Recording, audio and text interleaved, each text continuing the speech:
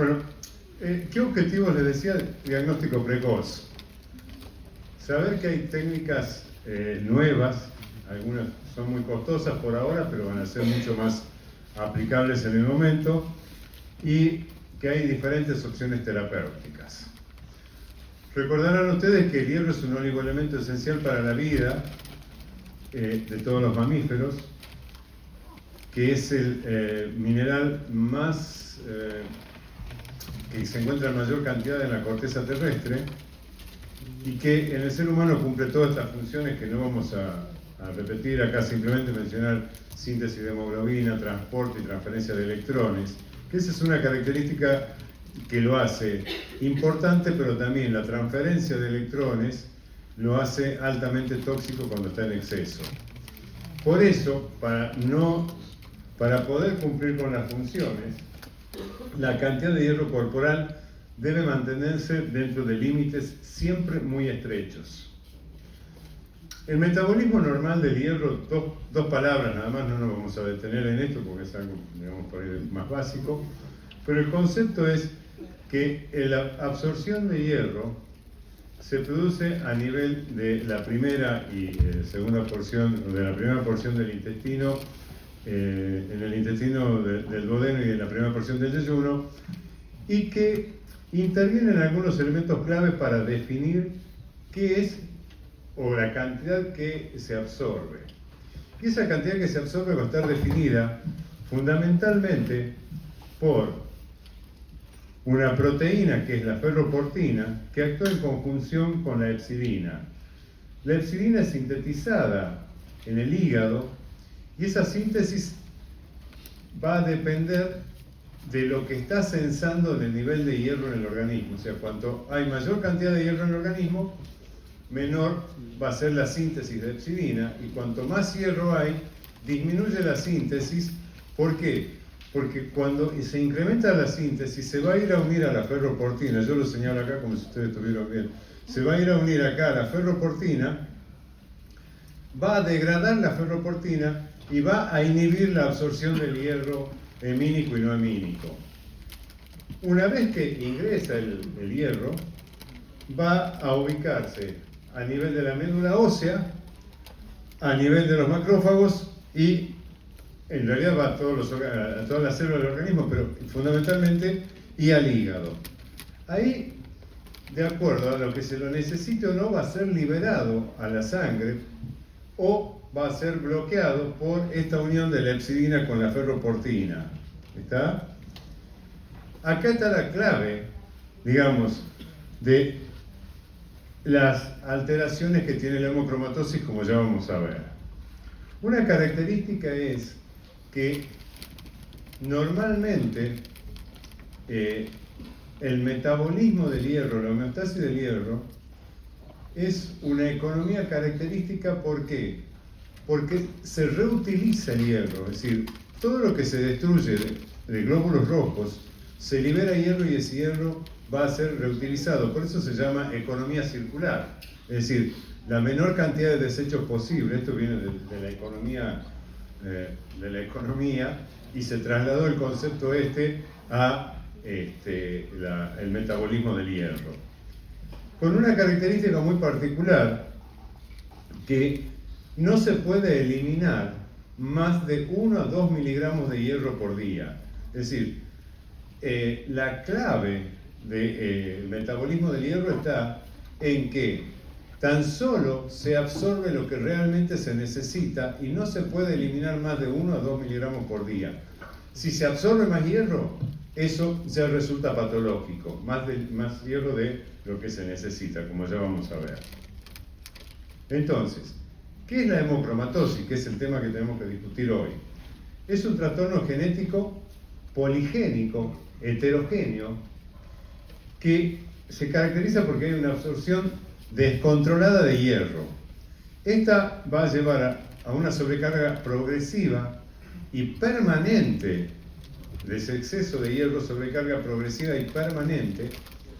¿Por qué? Porque no se puede eliminar, habíamos dicho, el exceso. Y esto comienza en este trastorno genético a partir del momento mismo del nacimiento. Pero es tan poca la cantidad de hierro que se va a absorber que recién se va a manifestar en la edad adulta. Y puede llevar a complicaciones que pueden ser incapacitantes, potencialmente mortales algunas, de las incapacitantes artritis, diabetes, insuficiencia cardíaca, cirrosis y cáncer de hígado. Las personas que tienen hemocromatosis en estadio de cirrosis tienen una chance de desarrollar un cáncer de hígado que está entre 10 y 200 veces cuando se los compara con una población sana, normal. Ahora, ¿qué característica tiene esta entidad? Habíamos dicho que era genética y poligénica. Por eso son defectos genéticos diferentes, pero fenotípicamente similares. Independientemente del gen que se altere, el fenotipo de la enfermedad es similar. Este es un concepto muy importante para todos los que habitamos Latinoamérica. Ya van a ver por qué. No, perdón, Latinoamérica. ¿Cuál es el punto acá, la clave? Decíamos que estaba la hepcidina, era el ente regulador, el que define. Y la hepcidina es el resultado de la buena función que tiene un gen que se llama gen HPE, de hierro elevado en inglés, de hierro alto, y que si ustedes se fijan en el lado izquierdo, está la estructura de un sistema mayor de histocompatibilidad tipo 1, y es una estructura muy similar la que tiene ese gen HFE. Y ese gen HFE tiene, al igual que el de histocompatibilidad, una cadena liviana, que es la que estoy señalando acá, y que es una beta 2 microglobulina, y una cadena pesada intracelular, y esa cadena vemos que tiene una alfa 3, una alfa 2 y una alfa 1 microglobulinas. Y acá, en este sector, es donde si hay una alteración estructural, se va a producir la mutación del gen HFE, la mutación C282Y, que es esta que estamos viendo acá, que es la más frecuente de las mutaciones que genera hemocromatosis y que se observa en los descendientes de los anglosajones. Después, si quieren, podemos discutir, si tenemos tiempo, cuál es la teoría, por qué se produjo esta mutación en el desarrollo de la humanidad. Había una clasificación que era la que usábamos los que nos gusta el tema, pero que no tenía gran aplicabilidad clínica, y entonces se propuso hace un par de años una nueva clasificación. Antes se llamaba hemocromatosis hereditaria. Hoy se considera que debe llamarse hemocromatosis simplemente porque siempre va a ser hereditaria, siempre es un trastorno genético hereditario. Y esa clasificación tiene 4 grupos. La relacionada con el gen HFE y que engloba exclusivamente a la mutación homocigota C282Y. Es una mutación que viene una parte paterna y una parte materna para que se dé esta mutación. Y la heterocigosis doble, porque si ustedes recuerdan, acá, o bueno, no lo mencioné, no tienen por qué recordarlo, acá está la otra mutación que se puede observar en el gen, en el H63D, que está en la alfa 1 microglobulina, y que tiene una característica, que esta es mucho menos frecuente y que provoca mucha menos lesión, pero también pertenece al gen HFE, y entonces, como ustedes pueden ver acá, está sombreado en gris, y dice heterocigosis doble C282Y, H63D, y homocigosis H63 o de lesión del gen, con la supresión de ADN, eso significa de lesión, ustedes lo saben mejor que yo. ¿Cuál es el punto? Que si tiene una heterocigosis o una homocigosis, como vemos acá, no la C282Y, no es considerada una relacionada específicamente con el gen HFE, y entonces va a pasar a formar parte de lo que está acá al final, que dice molecularmente indefinida, por el momento. ¿Por qué?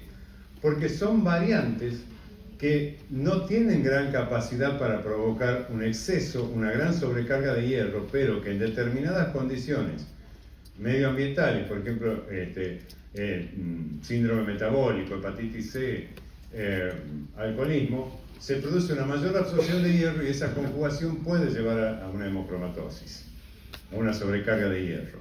Y en el medio tenemos otras que desde el punto de vista práctico, desde el punto de vista clínico no interesan mayormente, pero que van a empezar a tener jerarquía en el futuro con las nuevas técnicas diagnósticas en aquellos pacientes que no tengan la mutación. Porque ustedes saben que se estima que hay alrededor de 400 genes que intervienen en el metabolismo del hierro. Y estamos viendo ahí, vimos muy poquito recién. Cada vez cuesta más poder entender para nosotros que estamos en el tema el metabolismo del hierro, pero bueno, es lo que lo hace más apasionante. Entonces, conceptualmente recordemos, mutación C282Y. Esa es la que nos define si un paciente tiene hemocromatosis en presencia de sobrecarga de hierro, como ya vamos a ver. Desde el punto de vista clínico, el concepto es, ¿cuándo tengo que pensar yo frente a un paciente que me encuentro frente a una hemocromatosis?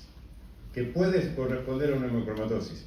Fíjense acá, cuando la saturación de transferrina es igual o mayor de 45%, y cuando la ferritina sérica es mayor de 200 en mujeres y mayor de 300 en varones o en mujeres posmenopáusicas.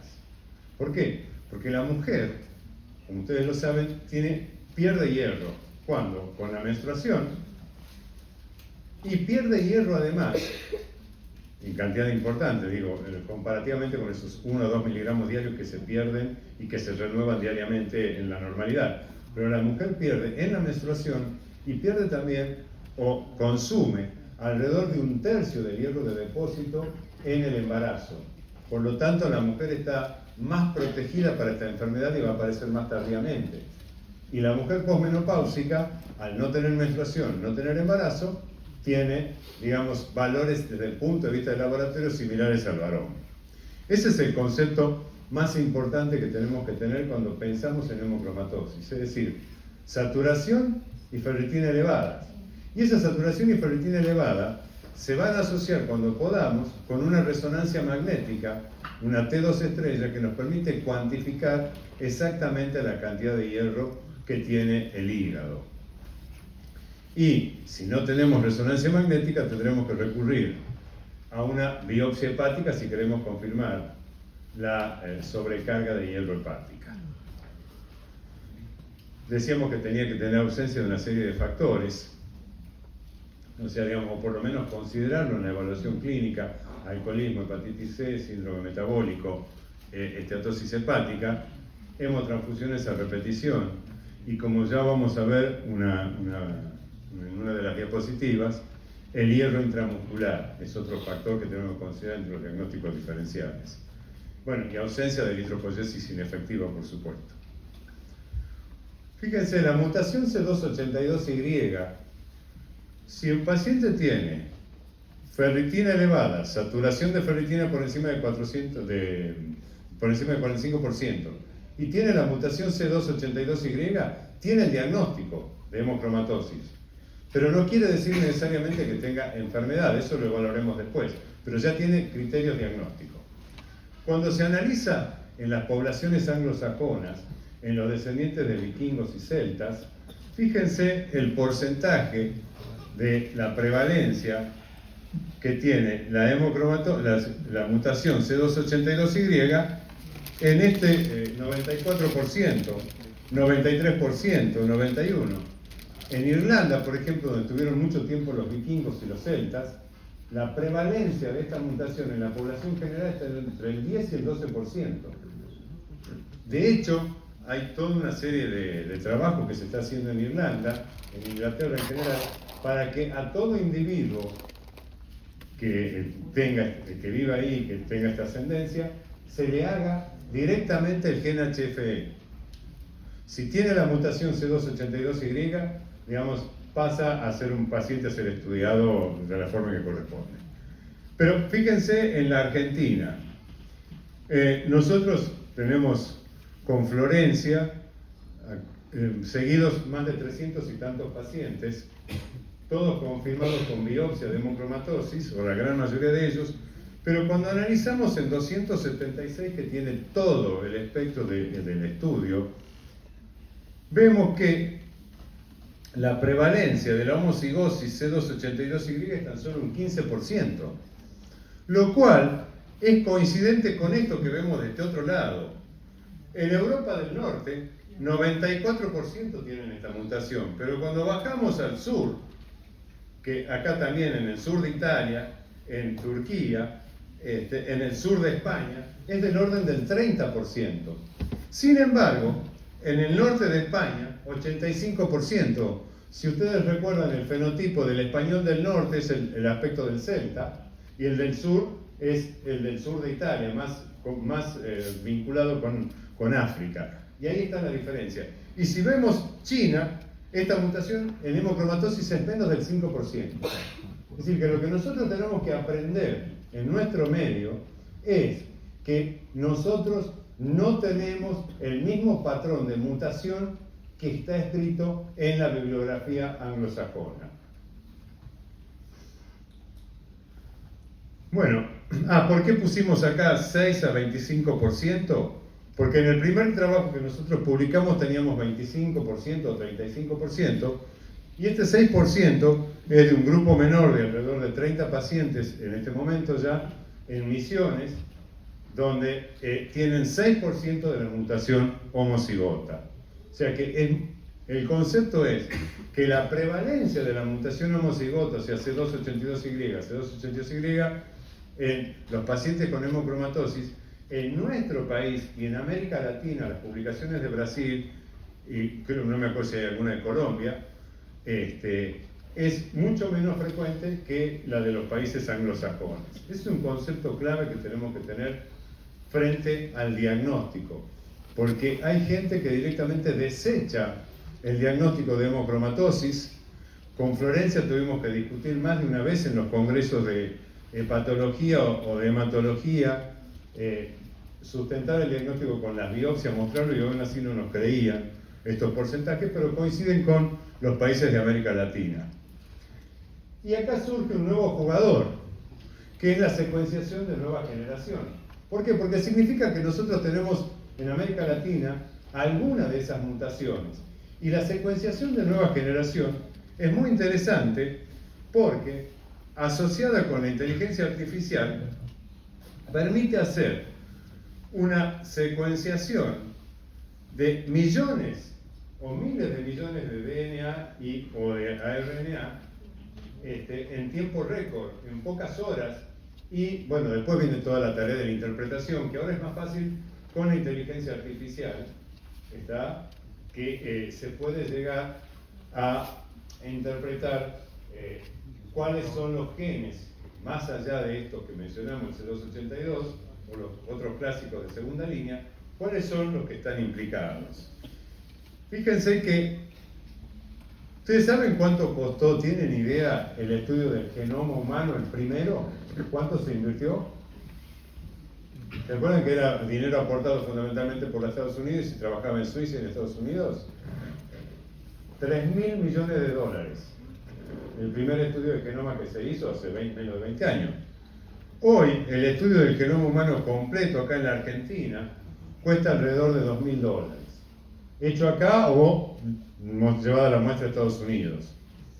Y en Estados Unidos, cuando se hace por pool de pacientes, lo cobran ya $800. O sea, este es el costo que tiene hoy el genoma humano. Un gran problema es la interpretación. ¿Está?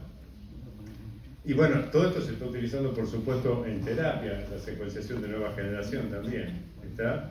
En medicina de precisión.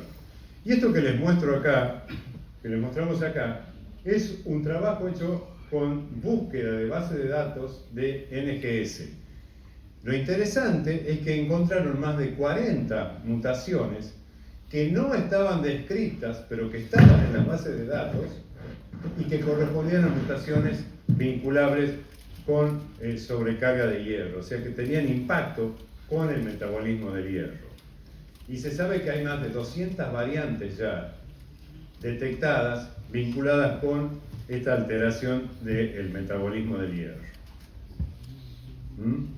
Entonces, para nosotros es importante que podamos acceder en el futuro, porque cada vez viene bajando más el costo del estudio del genoma, para encontrar cuáles son las mutaciones en nuestra población en América Latina. Pero el concepto que tenemos que tener es esto que lo dicen las mismas guías europeas y lo decimos nosotros también en esta guía que hicimos, que la identificación de las variantes genéticas no es necesaria o suficiente para el diagnóstico de hemocromatosis en un individuo que presenta criterios fenotípicos.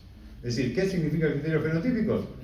Que puede tener alguna de las manifestaciones de la enfermedad, pero que tiene sobrecarga de hierro, como habíamos dicho, saturación de transferrina mayor del 45%, ferritina mayor de 200 o 300 de acuerdo al sexo, y sobrecarga detectada por resonancia magnética o biopsia hepática. Entonces, el concepto que tenemos que tener presente cuando estamos frente a una sospecha de hemocromatosis es no olvidar que el hierro es un oligoelemento esencial para la vida, pero a su vez el exceso es tóxico. ¿Por qué? Porque va a catalizar reacciones que producen especies reactivas de oxígeno, que van a generar ferroptosis y que en definitiva va a ser tóxico no tan solo a nivel hepático, sino a nivel sistémico. Esto es lo que ocurre en hemocromatosis. Normalmente decíamos que ingresan a través del intestino 1 a 2 miligramos por día y aportan los alimentos entre 10 y 20. Una dieta occidental 10 a 20 miligramos por día, pero tan solo se absorben 1 a 2, que es lo que se pierde con la materia fecal y la perspiración. Pero quien tiene hemocromatosis, que está fallando el sistema que regula el ingreso, puede tener un ingreso diario de 5 a 20 miligramos por día, y por eso después de 30 o 40 años empiezan recién a hacerse evidentes las lesiones, porque es muy lento la absorción. ¿Está? Bueno, esto ya lo mencionamos. Simplemente recordar que el exceso de hierro en el organismo, en cualquier lugar, y fundamentalmente en el hígado, porque es el órgano de mayor depósito hay cuando hay exceso, va a provocar actividad por estrés oxidativo, va a provocar ferroptosis, que también es un tipo de muerte celular generada por el hierro, ¿está? Y que se caracteriza esa ferroptosis porque no tan solo provoca muerte celular, sino que en el proceso genera un proceso inflamatorio con liberación de citoquinas. Con todo esto va a generar lipoperoxidación de las membranas celulares y de organelas, con disfunción mitocondrial, activación de la célula de Kupffer, alteración del retículo de Golgi y del retículo plasmático del Golgi, lesión del DNA. Todo esto va a llevar a activación de las células estrelladas, que es el fin común al que llegan todas las enfermedades hepáticas cuando evolucionan a la cirrosis. Y entonces, por un lado va a generar fibrogénesis, cirrosis y puede llevar al hepatocarcinoma. Pero no es necesario que el individuo llegue a la cirrosis. El estadio presirrótico se considera también por la alteración que produce en el DNA, que puede llegar a provocar el cáncer de hígado. ¿Está? De ahí que es importante la detección y el tratamiento precoz de esta enfermedad. Fíjense, estas son las manifestaciones. Astenia es una de las manifestaciones más características. Cuando los pacientes empiezan a hacer las sangrías, lo primero que llama la atención, que les llama la atención a ellos, y nosotros no lo mencionamos en la consulta a propósito, es de que desaparece la astenia, mejora la astenia. Y de hecho llegan algunos pacientes que a lo largo del tiempo reaparecen en la consulta cuando se sienten con astenia y ellos solos vienen a pedir la evaluación y las sangrías.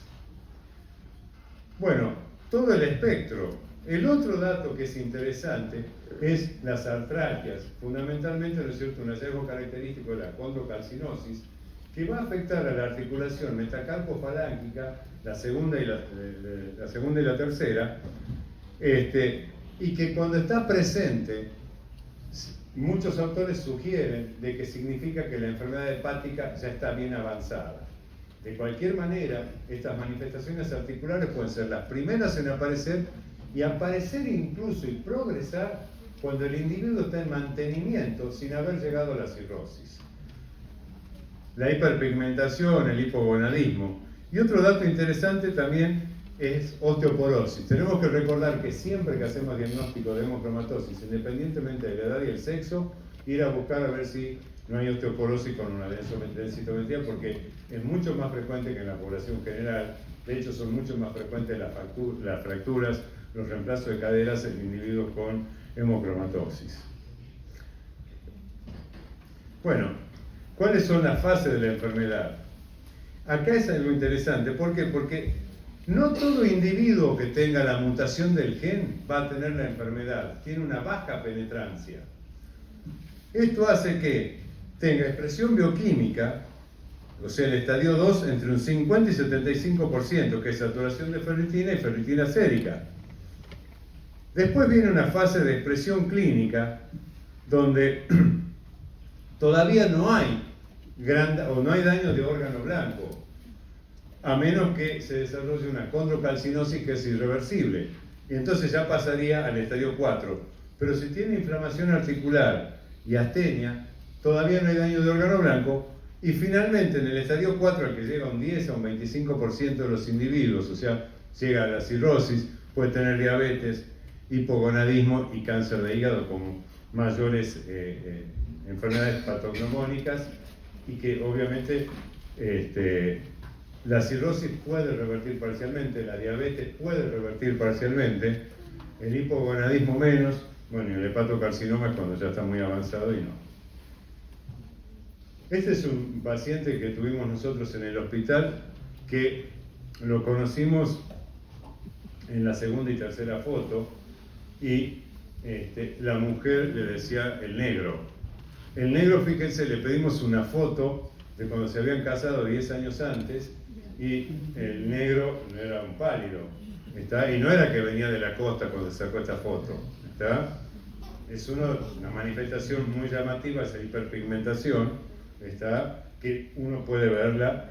Y esto es lo más interesante: siempre que tengan un paciente con ferritina alta, hay que hacer todo el diagnóstico diferencial de hiperferritinemia, que no es el objetivo de esta discusión, que es muy largo, pero siempre tienen que preguntarle, aún en la etapa actual, a individuos jóvenes, si no recibieron inyecciones de hierro. Hoy en día hay muchos hematólogos y muchos clínicos que siguen indicando hierro intramuscular. ¿Cuándo? Cuando están cansados. Era muy común, este era un paciente que era de la Selección Nacional de Básquet y que le inyectaban hierro cada 2 semanas, y entonces tenía lo que le llaman los hematólogos los tatuajes del hierro. Esta es la resonancia magnética, fíjense ahí el hierro, ¿está? Lo que él tenía. Y este paciente nunca se nos había ocurrido preguntarle, con el que aprendimos, que siempre teníamos que preguntar, porque habíamos subestimado, le preguntamos si alguna vez había recibido hierro, nos dijo que no. Hasta que, bueno, una vez, cuando no bajaba la ferritina, a pesar de las sangrías reiteradas que le hacíamos, ahí le preguntamos en detalle, hicimos que nos muestre y tenía esto. Y pasaron un par de años después, el paciente hace un absceso, se absceda donde tiene ese popote de, no sé cómo se nombrará médicamente, pero era una cosa, fíjense el tamaño, se infecta acá, hace un absceso y lo que sale es esto. Esto es lo que tenía de hierro. Cuando se le sacó eso, el paciente mejoró la ferritina, pero no la normalizó porque eso era de un solo lado. Nosotros no quisimos avanzar con lo otro porque no tenía clínica, pero bueno, nos dijo que después se lo hizo sacar en su ciudad de origen y que era exactamente lo mismo. Pero digamos, acostumbrémonos a preguntar eso. Estos son conceptos prácticos, ¿no? Acá vamos a mostrarle algunos datos de nuestros pacientes, de estos 276. Fíjense la diferencia en el sexo. 84% eran varones, por lo que habíamos mencionado antes. La edad mediana alrededor de 50 años, pero tenemos individuos, fíjense que van desde los 38 años. Motivo de consulta más frecuente, ALT elevada, esa ALT inexplicada, que no se sabe cuál es la causa, esa famosa transaminitis, y que uno, entre los criterios es, para hacer diagnóstico, todo paciente con hipertransaminasemia, uno de los estudios que uno debe hacer es el metabolismo del hierro. 35% ferritina elevada. Estos empezaron a aumentar después de la epidemia de COVID, porque quedaron con ferritina elevada, y cuando tenían más de 6 meses después de haber tenido la infección, los derivaban y muchos de ellos, o unos cuantos de ellos, tenían hemocromatosis. Por antecedentes familiares, el 20%, en estadio de cirrosis, menos del 2%, y otras causas, un 13%. Ahora bien, la ferritina, fíjense, entre 5.500 y 1.410. ¿Está? De todas maneras, tenemos pacientes que llegaron con ferritina de más de 7.000, así que, digamos, es un dato no menor. Y saturación de transferrina de 45 a 64. Pero en aquellos pacientes que tienen ferremia elevada, puede llegar al 100%. ¿Está?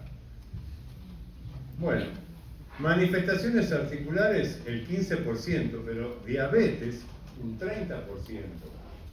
¿Por qué? Porque tenemos que acostumbrarnos a la importante prevalencia que tiene el síndrome metabólico. Entonces vamos a ver el individuo con sobrepeso, con manifestaciones de síndrome metabólico, entre las cuales está obviamente la alteración de la glucosa, que también tiene hemocromatosis y que no es el paciente ese de la famosa triada que aprendimos, hiperpigmentación, diabetes y cirrosis. Cada vez se ven menos esos pacientes que tienen esos 3 elementos. ¿Está? Alteraciones de la libido, 21%, que la mayoría la niega en las primeras consultas. ¿Está? Manifestaciones cutáneas, o sea que el paciente tiene esa hiperpigmentación, un 30%, o sea, tenemos que mirarlo al paciente. Bueno, después hicimos algunas cosas, por ejemplo, evaluar la función cardíaca de los pacientes con un ecodoppler, con el effect tracking, y vimos que tenían una deformación radial precoz, aunque no tenían sobrecarga de hierro cardíaco, aunque no tenían en el ecocardiograma Doppler convencional alteraciones, estos pacientes ya tenían deformación radial, del strain radial. Y eran alteraciones tanto a nivel auricular como ventricular, ¿no? ¿Está? Otra cosa que estudiamos es, buscamos como genera un proceso inflamatorio sistémico, analizamos la coenzima Q10. ¿Está? Ustedes saben que la coenzima Q10 es esencial para el transporte de electrones y es el único antioxidante liposoluble sintetizado de nuevo en las células animales. Esa es una característica. ¿Está? Entonces vimos a ver qué pasaba. ¿Se consumía en situación de sobrecarga de hierro?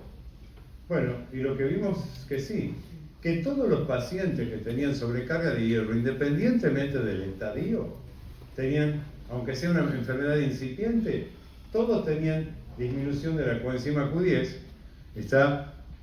No interesaba el nivel de ferritina, el nivel de ferremia, el nivel de saturación. Con que tenga sobrecarga era suficiente. Podía tener transaminasas normales o elevadas. Por lo tanto, digamos, esto sustenta lo que muchos autores discuten, la importancia del impacto sistémico y por qué uno debe tratar precozmente a los pacientes. Esto más lo cardiovascular que acabo de discutir. Y nuestra propuesta, no la analizamos después por una cuestión de costos, es que uno podría coadyuvar en el tratamiento, por lo menos en la fase de inducción, y darle coenzima Q10 para evitarle los fenómenos inflamatorios sistémicos a los pacientes, ¿no? El estrés oxidativo.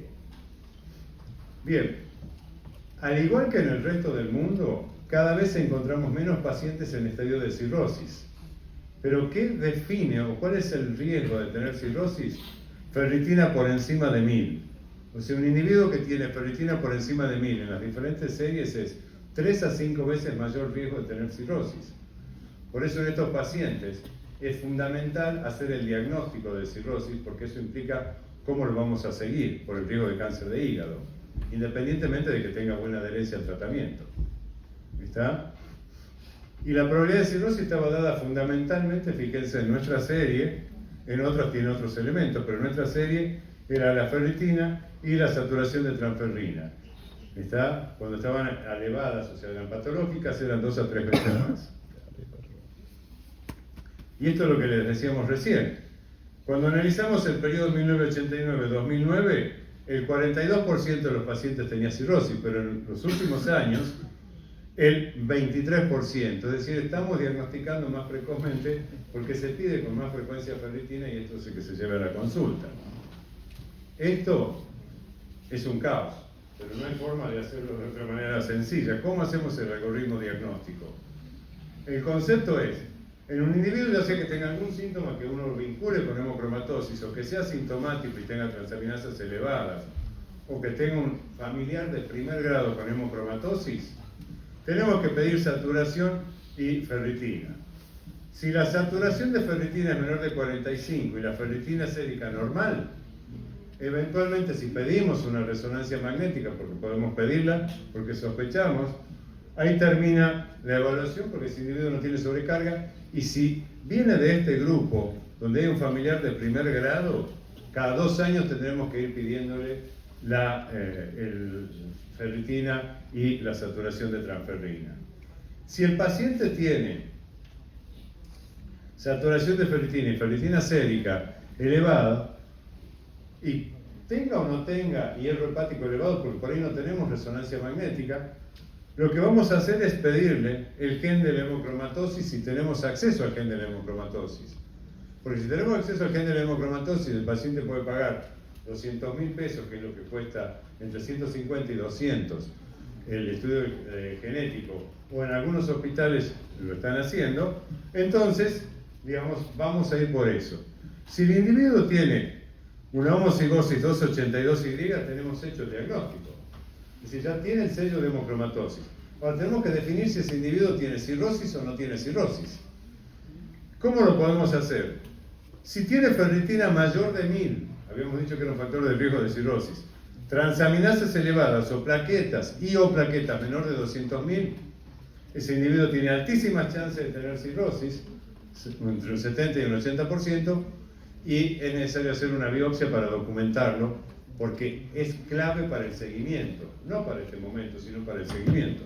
Ahora, si uno tiene la posibilidad de hacerle un FibroScan, bueno, podemos hacer un FibroScan, pero tenemos que saber que todavía no está validado. Y los valores propuestos son valores de corte propuestos para definir a quién vamos a biopsiar. Pero no está tan validado el FibroScan como evaluado esto del laboratorio, que es mucho más sencillo y es más económico. Si el paciente tiene sobrecarga de hierro con saturación y todo esto demás, y el gen es negativo, ahí sería lo ideal poder hacerle las técnicas de secuenciación de nueva generación para ir a buscar algunos de esos genes que están afectados, pero bueno, hay que tener mucho dinero para hacer eso, no lo tenemos. Entonces vamos a algo más sencillo, que es la biopsia hepática, que la lesión por sobrecarga de hierro primario, o sea por hemocromatosis, es patognomónica. Afecta inicialmente a los hepatocitos y no afecta a las células de Kupffer. Progresivamente, cuando va aumentando, sí puede llegar, pero digamos, está todo diseminado ya ahí.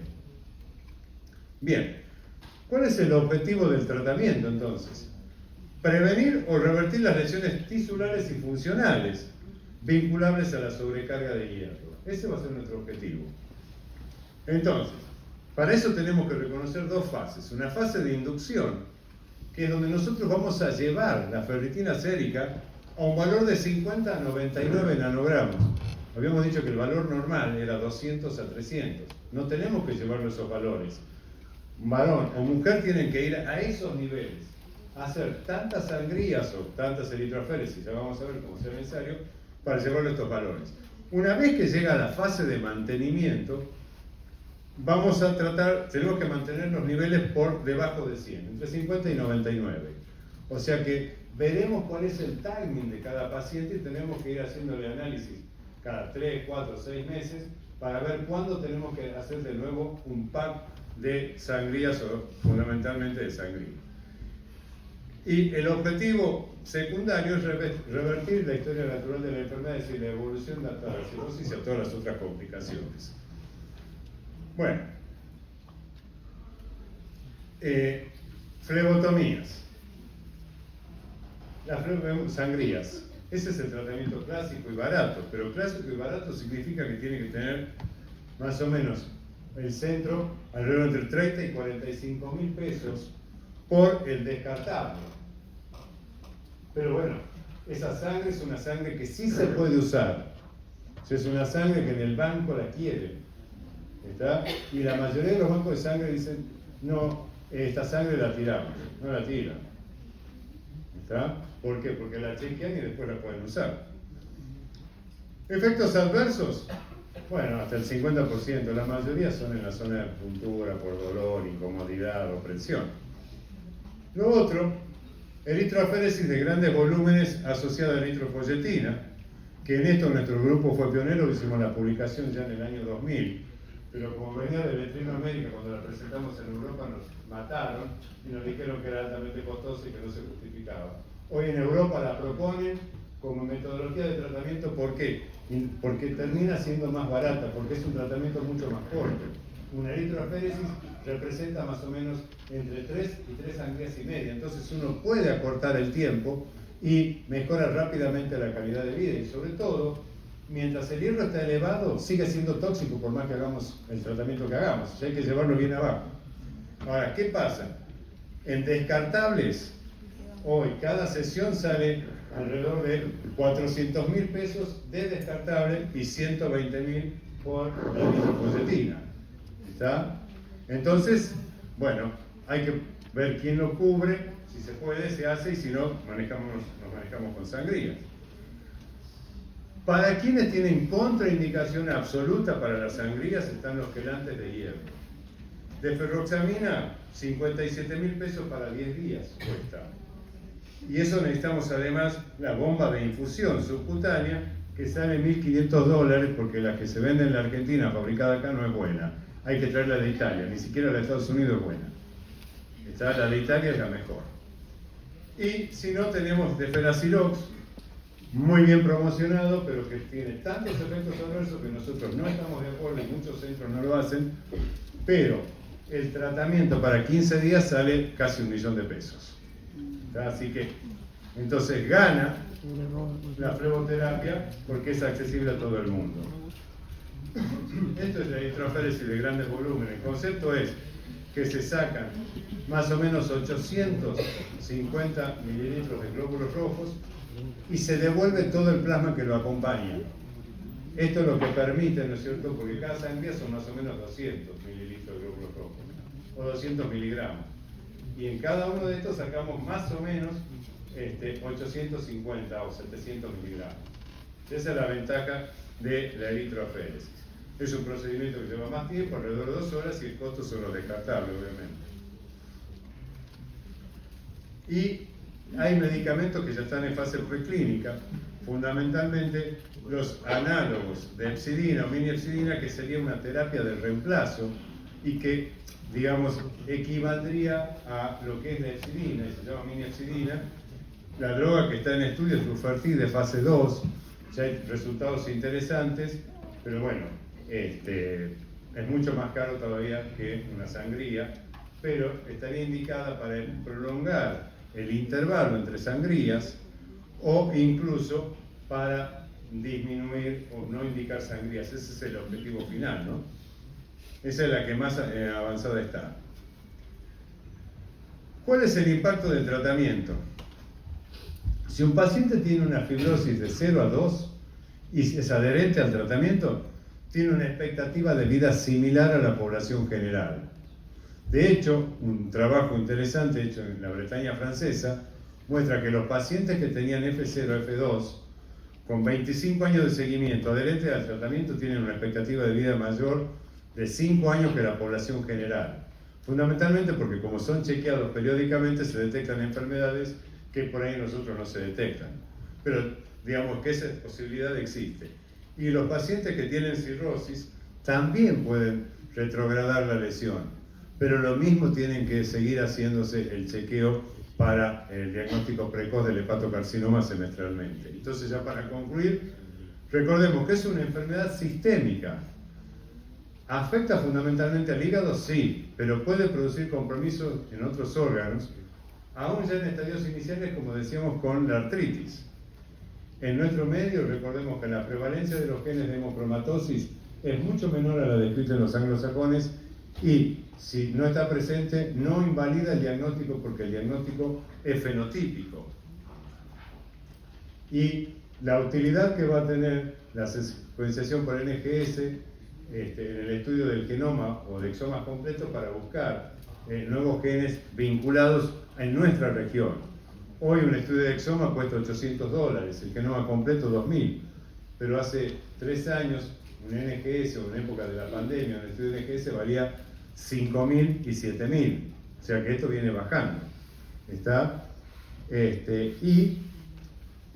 Recordemos esto, apenas hacemos el diagnóstico, sea que en HFE o no HFE, el paciente debe iniciar tratamiento aunque no tenga ninguna lesión.